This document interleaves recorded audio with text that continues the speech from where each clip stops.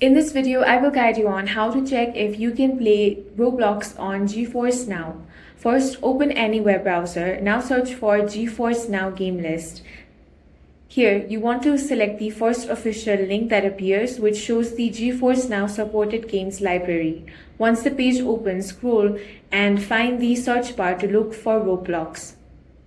You will notice that Roblox does not appear in the GeForce Now supported games list. This means Roblox is currently not available to play directly on GeForce Now.